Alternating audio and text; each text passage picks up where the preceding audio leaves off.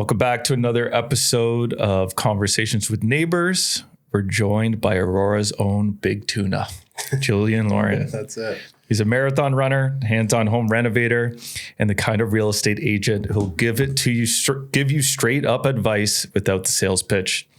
Born and raised in Aurora, Julien's passion for community runs deep, from volunteering with York Regional Police to helping neighbors find and transform their dream home. We'll talk running, renovating, and why he's proud to call Aurora home. Welcome to the show. Thank you very much for having me. Okay, so let's start with, where did Big Tuna come from? So initially, when I have actually rebranded my business to more so just based on Julien Laurion. But when I first started out, I was looking at the problem that there were a ton of realtors out there. At the time, I think when I started 7 years ago, there was close to 55 or 56,000 realtors in the GTA. And when I was sort of doing my research on how do I stand out, I was really sort of racking my brain. And another problem, not problem, but my family also has had a lot of success over the years as well. And so when you would look up my last name, a lot of times my father might come up because he runs a successful law practice here. My sister is also a pretty successful lawyer in the city. So it was like, okay, how do I beat the Google machine as well?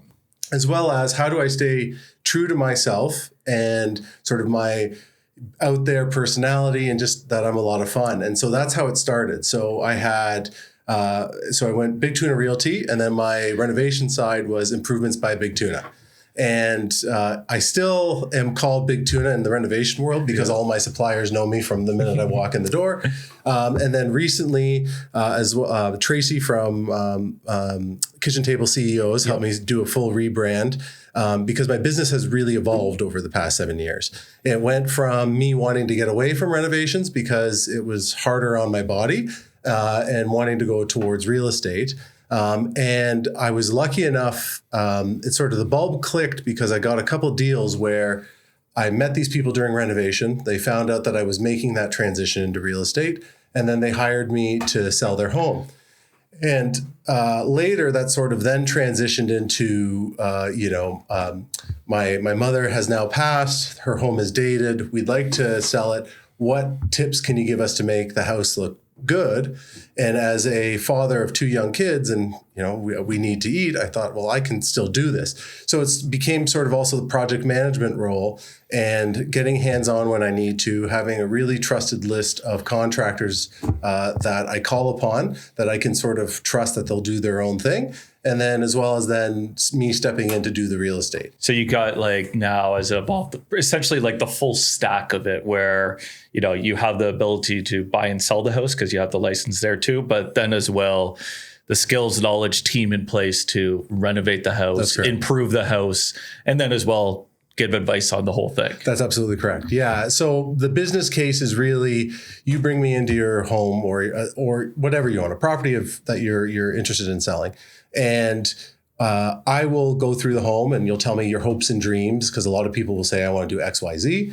And I'll say our return on investment aren't X, Y, Z, it's actually A and B. And that's where our money should go. For example, I had a condo in Toronto. Brothers were selling it. Their mother had passed. They wanted to do a lot of different things to the unit. And sort of, I go and look at sort of comparables and what we would be at now. Now, if you give me, so at the time we could get, I think it was 1.123 for the unit. My team came in, we replaced the floors, paint, trim, kitchen. They wanted to do bathrooms, but at that point I knew we were pushing it at that point.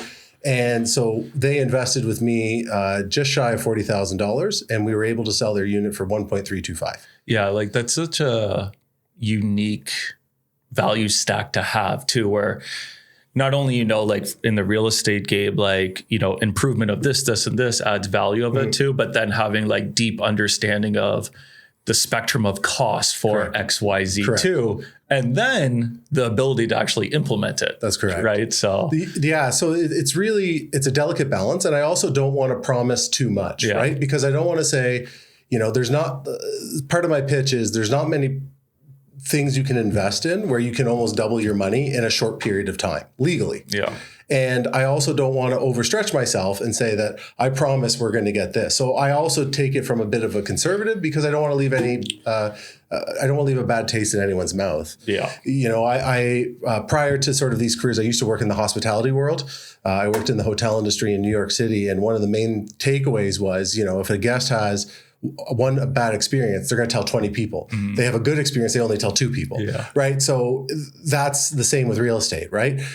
I'm sure, you know, you can name everybody who ever, a real estate agent overpromised them something. They've told every friend under the sun how they've hit their worst case scenario and they were hosed. But if they get over asking, they only tell their core group of friends, right? Yeah. And so that's what I try to avoid. Yeah, that's so true. And that goes for any industry. It does. Really. It's any industry, doesn't matter what it is, but that's what I'm trying to avoid. Right? Yeah. So you grew up in Aurora. That's correct. Right? Yeah. So what makes Aurora special to you? So there's a lot of facets about Aurora that I like. So the Aurora that I grew up in is obviously significantly different than the Aurora we are now. I moved here when my mom joined the York Region Board of Education. She worked in their the main facility here in Aurora, and that's what brought us here.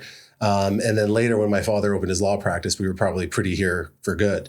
You know, I remember, you know, when we'd go down Wellington, you know, you turn on the highway, there was the cows. Now it's, you know, all those buildings. So, but Aurora, just to me, I also look at Aurora as old Aurora and new Aurora. And I sort of almost draw the line as Bayview is the new Aurora and Yonge Street this way is the old Aurora. And each one has its own kind of characteristics, right? Old Aurora has those great tree-lined streets that we all love. New Aurora has those sort of great houses for new families, etc. But Aurora is, I still find in the core, it's a very clean and lovely city. I think that the general population here are very enjoyable to interact with. I find it still has that sense of community that I find, for instance, you know, I'm not trying to bad talk anyone, like the larger cities like Richmond Hill and Vaughan have kind of lost those characteristics, and it's kind of just went to sort of neighborhood. I really do enjoy that, you know, when you go to the town park events or you go to really any event in the city, you know, I know at least from my businesses and personal dealings, you automatically know at least 20 people. Like it's now just a unconscious act where I look around the room and go, okay, who here do I recognize and I have to go say hi to, right? Yeah. And I find that's what's really fun here. And now as a father with raising my 2 daughters here, you really get to enjoy the parks all over the city. We have tons of great playgrounds and they're all clean and tidy and our infrastructure is really well kept up. And my wife, she's a transplant. So she's originally from Sarnia. We met in Toronto and now she's here in Aurora. And we lived in New Aurora when that's what we could afford for rent. Her main takeaway was, I love that I don't have to look for parking here. So her bar was pretty low, but she enjoys it. And, you know, it's worth the cost to get in here. And that's what I kind of drive home to anyone who wants to be here. Aurora is an expensive city to get into. There's no doubt about that now, especially, but it's worth it. Our school systems are great. I can't speak enough about it. And from a volunteer, especially with me being with the York Regional Police, I've sort of really seen, I hate to say it like this, the underbelly of Aurora. And comparing to other parts in the municipality that I've been to, Aurora is still above the rest. Yeah, for sure. Could you share like a childhood memory of Aurora days? Well, there's a lot of really good ones. Yes, the answer is, of course. I've always loved the parades here. I've always very much enjoyed them. The Canada Day Parade, the Christmas parades, those are great. I remember one thing I wish was still around, but I missed. I remember during Canada Day, when they used to do the Canada Day celebrations down on the Aurora Community Center there on Industrial Parkway. I remember the firemen would set up a giant ball hanging from a rope. Do you remember this at all? Yeah. And you remember it was a challenge they'd get, it was like for charity or a team sport, and there were teams, and it was like a tug of war, but hitting the ball with the hose. I remember that quite a bit. And that was always so much fun to watch. Yeah, I love that. My dad was a firefighter. Oh, okay. So you definitely know that. At Aurora, yeah, so you know that, absolutely. And also the fireworks shows. Like Canada Day was just always something that I remembered. Yeah. And they just continue to evolve. Like you touched on it, like the community events, right? And seeing everyone come together, like the music in the park is just incredible to go and see. And no, they're good events. Like they're we make a point marking things off in our calendar to take our girls to. And it's something that is really enjoyable. And they're also big, but they're not too big, right? They're not overwhelmingly huge. Rib Fest is fantastic. Rib Fest is a lot of fun. Our bands are always unbelievable. I find the draw on, the Friday and the Saturday night headliner is always great. Yeah. And it's great. And me, because I just live on Orchard Heights, it's such an easy walk for us to get to. Yeah, so great. What was life like working in New York City in hospitality? Take me back to that era. Oh boy. It was an incredible experience. So I started as a security guard. I worked at 3 different hotels. When I ended up at the Sheraton Center, the Sheraton, New York, which was right on pretty much Broadway, like right in the heart of Times Square. I worked in the security guard there. And then after 6 months, they saw my potential and they approached me and asked me if I wanted to be the overnight manager.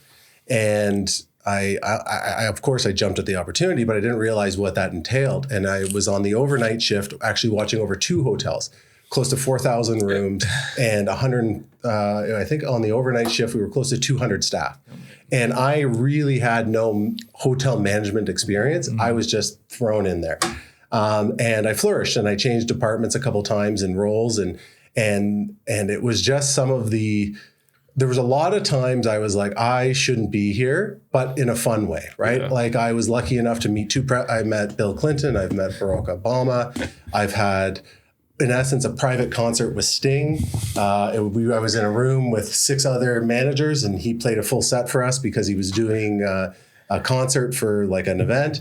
Like there were so many times it was really, really neat. There's a lot of stories I can't tell here, but there's a lot of, I'll give you just one fun one. My sister at the time, she was actually doing her master's in New York. She was at Columbia and she came, we were going to go out for dinner. So I said, why don't you come meet me at the hotel? She comes and meet me at the hotel. We're walking out. At the time, System of a Down was staying at the hotel and there was a barricade and all the fans were trying to get autographs. Because obviously I just cut through and I stopped and I introduced my sister. I said, hi guys, this is my sister Rachel. They said, oh, hi, Julian's sister Rachel. And they're all shaking their hands. And as we're walking away, she goes, who are those guys? I said, they're one of the biggest rock bands right now. All those people would die to be in your position. Yeah. So it was a lot of cool things, from this kid from Aurora, all of a sudden, being with, sort of in essence, starstruck all the time. And then living in New York City was its own monster. It was like, I'm not a big city guy. I knew that wasn't where I wanted to end up, but I very much enjoyed where I was at the time. Yeah. So when did you come back to Aurora? Like what was kind of the decision behind that? You're just like, my time is done here in New York. It's time to go put roots down. It pretty much was that. So I had a girlfriend at the time. We split up, stayed there for about another 8 months. And my sister had now gone, I was sort of just, doing my job. I had switched to a new hotel. And really, I was kind of lonely in essence, right? Yeah. Like New York City is one of the biggest places in the world, but you can feel pretty lonely. And the hours we had to work in hospitality, like we were expected a minimum of 65 hours a week. And those were like heavy hours. Mm-hmm. We were compensated fairly for it, but it was heavy hours. And it just got to the point, I just told my mom and dad, I said, I'm ready to come home.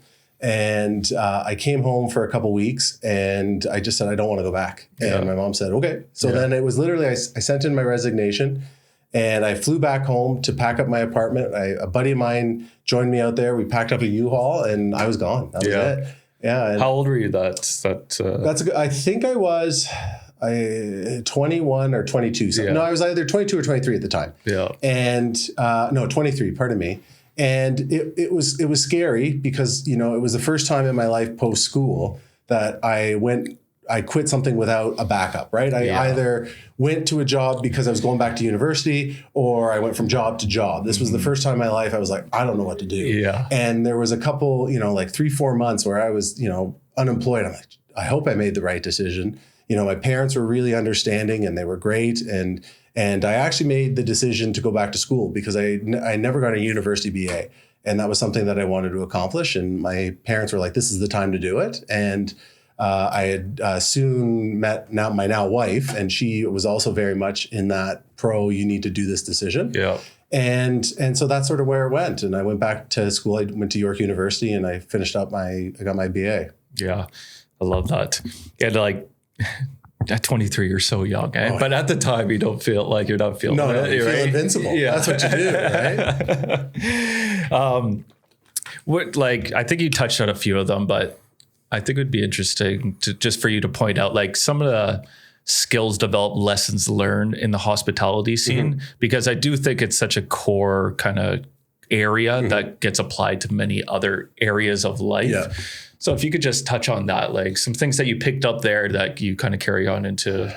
I would say the patience to deal with the demands of your clients, right? In the hospitality world, it's always, how can I help you? It's always that.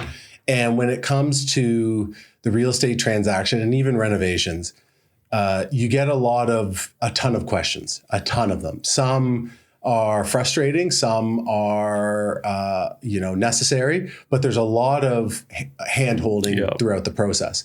And for some, they're really good at it. Some are really bad at it. And so I find having the patience to sort of handle our clients, specifically when roles are more in the project management field. So there are some projects where I'm quite busy and I have multiple projects on the go. And so I have to take more of a step back and trust, but I'm still that lead point person, right? So it's that balance of dealing with the personalities of my subs and the personality of my client and ensuring everybody is really happy, and also making sure we meet deadlines and demands and having that patience. By no means, I'm not a guru. It's not like it doesn't frustrate me at times, but I find those skills were highly transferable. That sort of really keeping up high levels of communication. And I found that in my renovation career, that high level of communication is actually what people really enjoy most. There's a lot of updates. There's a lot of, this is what's sort of going on, X, Y, Z. And because of that, I also end up getting a lot of work up in the Muskoka Cottage Country region, because a lot of key complaints of why people are willing to pay more for me to go out there is because that level of communication, right? That, I don't hunt, I don't fish, so I'm always around, right? So I'm on site, until the project's done, and they're getting a full update on how things are going, and they can trust me to do it. Yeah. Yeah. Because people love, but need to be communicated progression, like on a project, no matter what it is too. Yeah. And I think on the patience part, especially dealing with like the questions and that, but as well too with subs and stuff, it's like problems are going to occur, right? Yes, like absolutely. It's like those things pop up, and it's like how you dealing with that patience, I think, is a key attribute to, especially overruns, right? Overruns happen on every single project, right? So every time, we estimate, I always say this is a best case scenario, right? And there are times where I'm under budget, but the majority of time we're always over budget. And it's about, especially when you're presenting that final bill, why is it like that, right? And especially when it comes to, and now switch to real estate, this wasn't so much the case right now, but when we were in those bidding wars, right? Really having to communicate of why do we need to pay more for this, right? Like what are our goals? What are our reasons why? Because sometimes, we've had to bump prices up by $150,000 to $200,000 more than what people expect to pay. And so you really have to help communicate why that is and what makes sense, right? Like I had a client here in Aurora. Their initial budget coming in was call it, $600,000-ish. And we ended up finding them a great spot, and they paid around $950,000. And, at the time their minds were melting. Right? Like, how can I do this? I said, just trust me, because this was also kind of when we were in that little bit of a lull, right? When the foreign buyers tax kind of hit, right? And I think that was 2016, 2017, somewhere around there. And I really had to communicate, like things it'll bounce back. And now their house is worth, 1.5, 1.6. And I remember I sent them a cheeky note a couple of years ago. And I said, just so you know, your house is worth about this. That must make you feel pretty good, right? So, and again, it was like, they didn't want to do it. And we were going back and forth in negotiation. And it was very much like, communicate. Why. Yeah. And what you're saying, like on the kind of renovation project side of it, coming with that bill, it's a two different experiences when it's like, hi, I haven't talked to you for 16 weeks. Here's 100%. The bill, and here's a lot 100%. More, rather than updated day by day, week by week. And they know like why. And then it's like, okay, I understand because this happened, this and this, Big time. So. Big time. And every client is different, right? There are some clients I've had who will say, this looks great, call me when it's done. Yeah. Right. And I've had that. And then you just present them with the bill, and then all of a sudden you have a direct deposit the next day. Yeah. Like, you have those clients, and there are some, even though they know what's coming down the pipe, it's still like, oh my gosh. Well, so that's the way it always is. Right. Yeah. And it's having that communication and that patience, and having, communicating more is obviously what reduces that holy cow effect. What got you into the renovation game? Like, what was like the starting points of that? It was sort of, to be honest, this is pretty silly. I built a bed. I've always been a handy individual. I've always, since I was a child, loved crafts. I've loved all those kind of things. And my wife and I, or at the time, my girlfriend and I, we moved in to our home, and we needed a bed frame, and I took it upon myself to make it. I thought this was a lot of fun. And sort of, I was still finishing school, and I thought, like, sort of what could I do?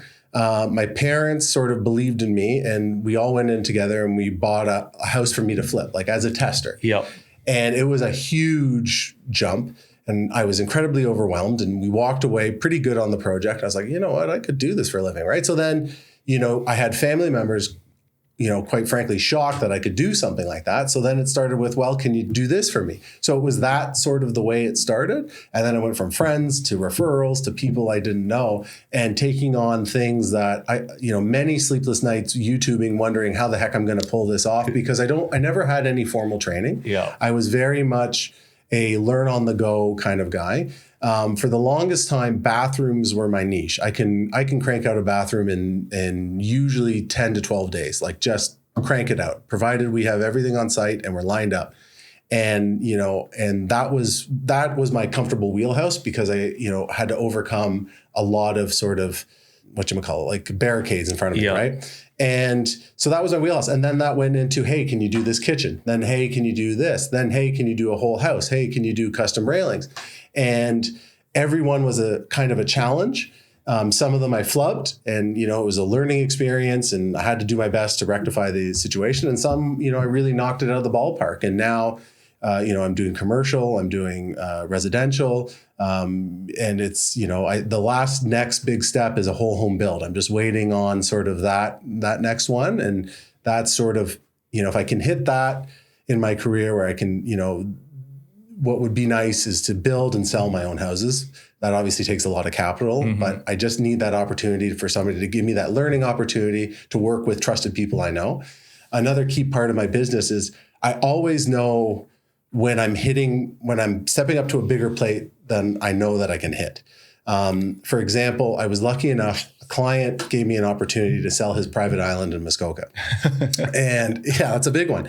And I did a lot of work for him. I would come every year. He would sort of give me a list on what he needed done.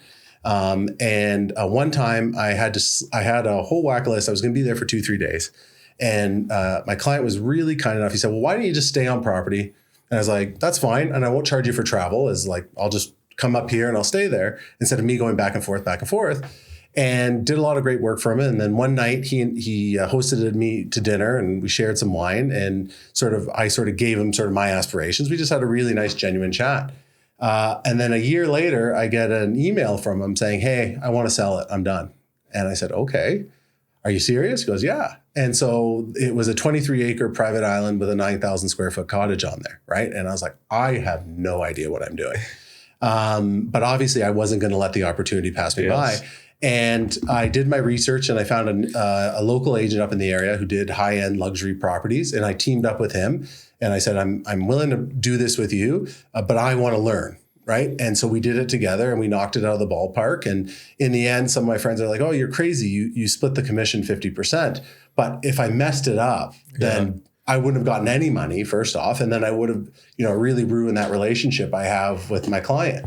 And same goes, when I did my first commercial property, I called on subs who have done so many of them. In the end, am I going to make as much money as them? No, but I've learned exactly what needs to happen and what order it needs to happen. Permitting is a lot different in a commercial world than it is residential. And so it's almost, you're paying to play, right? Because then the next one, I won't need as much help. Yeah, for sure. Like a couple of things. One, it's so clear one of your assets is jumping at opportunities with the willingness to learn, right? Like you could go from the hospitality one to the renovation one, like building it brick by brick by brick. And then even on the real estate side of it, where it's like sell a whole island with a 9,000 square foot home on it too. But then finding those people that are kind of experts in that field, working a deal with them. And, you could look at it two ways. One, you're paying to learn, or really you got paid to learn. Exactly. Because, exactly. Like it's not like I'm walking out with pennies. Yeah, exactly. Right. But it's in the end, it's, I guess maybe I care too much because, if I mess it up, there are many sleepless nights that I'm worrying about this. How am I going to rectify it? And if I mess it up, it's going to cost me way more fixing the problem than it is to say, you know what? I trust you. Let's do this together. And I can learn from this. And I'm going to ask you a lot of questions, but let's do this together. And it goes back to like, you do a good job, they'll tell 2 people. You do a bad job, they'll tell 20, right? 100%. You're like de-risking that by doing that partnership of it. Build a custom home. I got the perfect property for you. I'm building a house right now in Holland Landing on Pleasant Ave. And down the street, there's another one with a small house on it. It's like 60 by 200 lot. It's probably $500,000. Go and knock it down and start over. I can't tell you how tempted I am. And so, I've thought about this 7 ways from Sunday of how I can do this for the first time. I know it'll happen, but I don't know. My dad's had a lot of people come through his office with custom homes. And one thing he's always sort of joked around with is one of his clients who built a lot of homes said, don't build your own home, just buy somebody else's dream. It's cheaper and easier. yeah, for sure. For sure. What do you think the biggest myth there is around home renovations? So the biggest myth is, I don't want to say myth. I want to say challenge. I want to say because a lot of people watch television and they're comparing our pricing to US pricing. Yeah.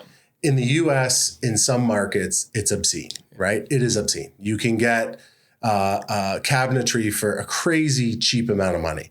And so that is probably one of the biggest like people are usually shocked at how much things cost, right? They're shocked at how much wire costs, things like that. That is it's not so much a myth. It's what people having a hard time really understanding what it is. People who have never renovated before, 100%. They're always blown away. Like I had a client we did a curbless shower. We did it was a huge bathroom. It was 1,000 square feet. She goes, what's this going to cost me? Around $5,000? And I was like, I think we need to rethink this. And she's like, well, what? And I was like, just on material alone, I'm thinking we're closer to 15. That's not including labor, plumber, electrician, this, that, and the other thing.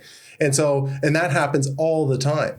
And there are times where people will sell me their dream and, they'll say, hey, I'm ready to go. Let's go. And then you hit them with their estimate and then they ghost you. Like it happens all the time. So it's not so much of a myth. And also really, I think a challenge you're always overgoing with, and I'm sure you're seeing this in your build, is the length of time in which something takes to happen. There's sometimes they think, okay, well then now you can go do this or you can go do that. Well, no, it's actually counterproductive if this is done before this is done. And sometimes that means 2-3 days where nothing happens because we got to wait for so-and-so. In the end, it happens. And I can't tell you how many projects I've had where people get impatient and they want this, this, and this, and this. And then this person shows up and then people are working over top of each other. And then I'll have trade say, I'm walking out of here because I can't do my job. So now we've paid for them to show up for the half of the day. Now they got to come back for another full day. It's costing you more for that, yet you think you're trying to meet your deadline. Yeah. And it's more about trusting me to say, hey, this is how it's going to get done. Yeah. So I would say, prices and process. Big time. Yeah. And the same goes in real estate, right? People always, your first conversation is, this is my dream. Okay, now what's your budget? Oh, this is our budget. Okay, what have you been approved for? Yeah. Okay, now your dream is actually over here. Yeah. And it's that come down of what they thought they could afford. Then once the brass tacks comes out of okay, right? And then that's where my job really comes in. Well, okay, then the choice is literally, it's always, we got to go north. You want more? We got to go north where it's cheaper to a certain extent, right? And so That's just the way it always is in everything, right? Yeah, always coming down back to communication, right? Big time.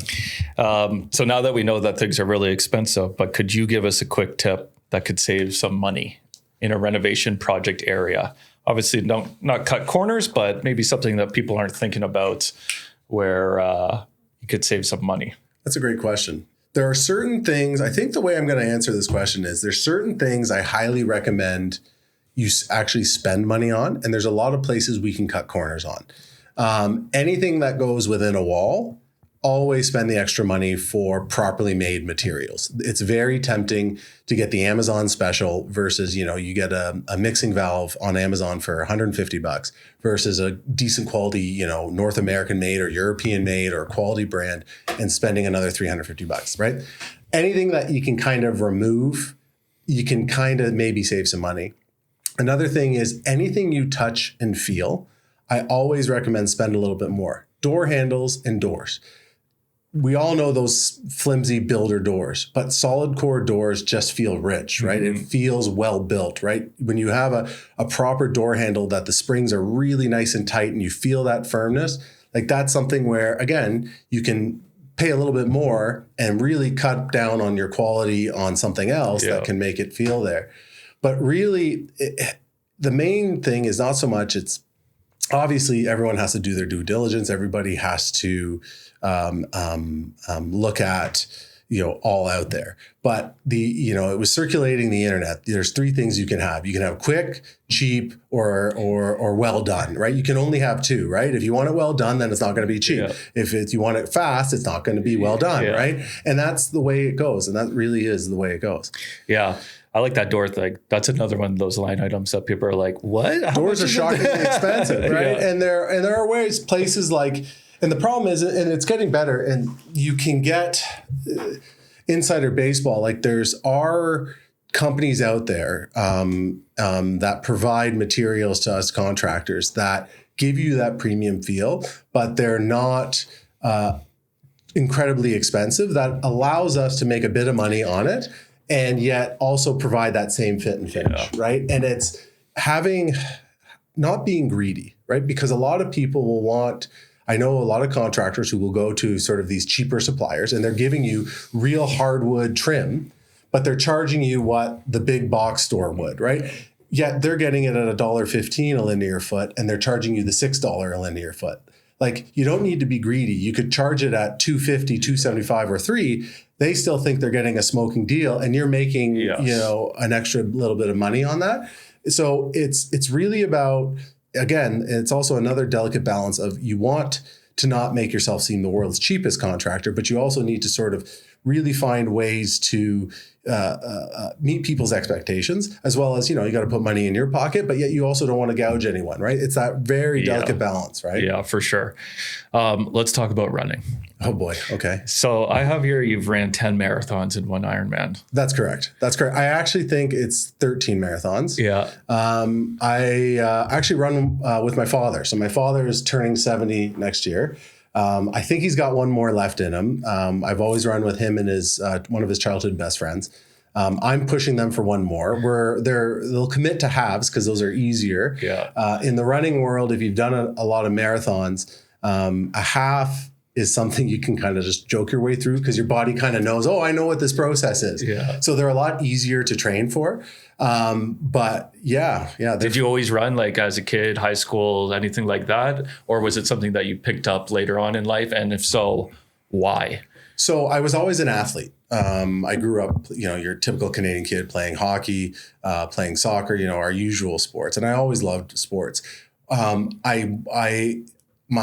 was never into running. I really didn't like running. I found, so myself, I have ADHD, and I found that running was really boring, right? Because the hockey was very much a boom, boom, boom, boom, boom, boom, boom. And when I would run, I'm like, I don't like being alone in my thoughts this long. Like, this is no fun. And so then it came down to my father and his running group ran, I believe it was called the Goofy, the Disneyland Goofy, where you run a 5K, a half marathon, and a marathon all in a weekend. Okay. And I came to watch the marathon at Disneyland. And I stayed in the house where they all were and saw like how much camaraderie, like, you know, it was a real group fun event. I thought this could be kind of fun. So I joined on the next one as a personal challenge. And this was right around the time where I had just left New York. You know, you're kind of, you know, in that sort of finding yourself phase and needing some sort of, I guess, maybe distraction. And the first one was really hard. Like everybody, your first marathon really sucks. And then you're wondering, okay, am I going to do it again? And I found that I really enjoyed the endurance aspect of it. I really liked that overcoming, that mental fortitude, like really overcoming the demons in your head. And so I pushed myself to challenge myself that the next time I did a marathon, which was in May, I ran 2 marathons in 1 month. So I ran the Toronto Good Life Marathon, which was on May 4th. And then I ran the Ottawa Marathon, which was like 2 weeks later. And I was like, and my body didn't fall apart. I was really proud of myself. And I thought, all right, I can continue to do this. And it kept adding on.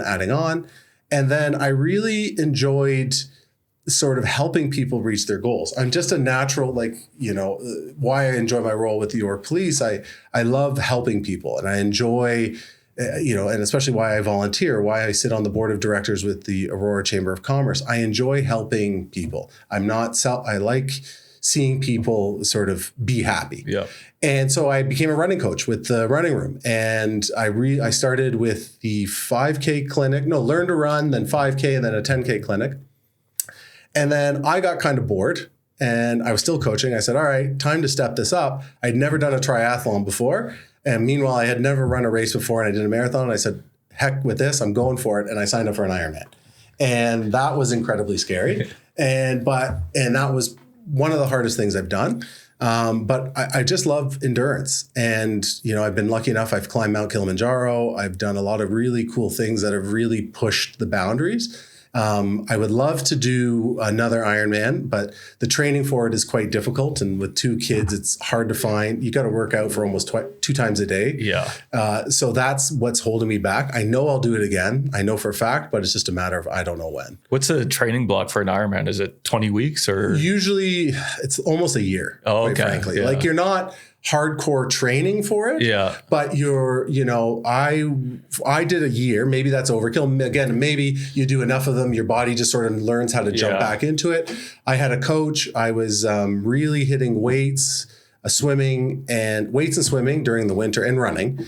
And then she said, you're too heavy because I put on too much muscle. She's like, you're way too heavy. Stop with the weights. And then that's when the summer came. And then that's when I hit the road with the bike and then running and that.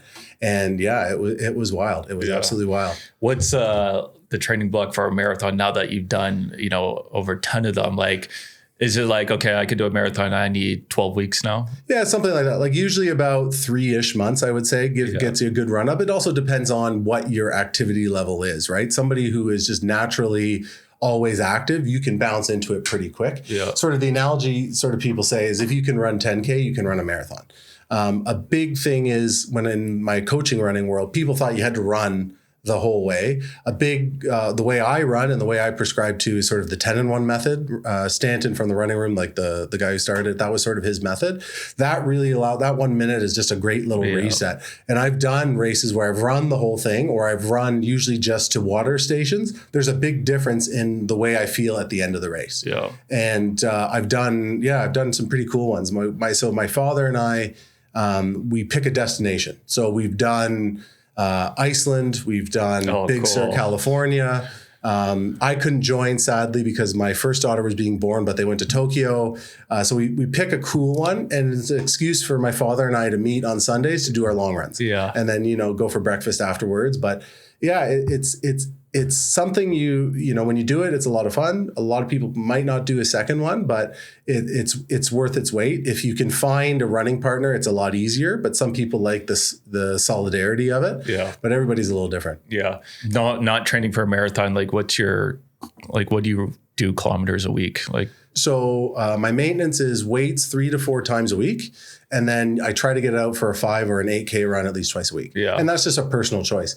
Some people like to cycle. Some people like to swim. When I know a race is coming up, I usually end up running obviously more to sort of help. I hate tasting the pennies in my mouth for the first time. Like after COVID, I didn't run much. I probably should have. And I remember when I went for my first run, it felt like I'd never run again. And I was like, I'm never going back to this point. So even though, there's usually a lull, so I always get at least one race in a year. And some, one really neat one I did was I did Cape to Cabot last year, where in St. John's, Newfoundland, you run from the Cape up to Signal Hill, and it's 20 kilometers, but it's pure uphill.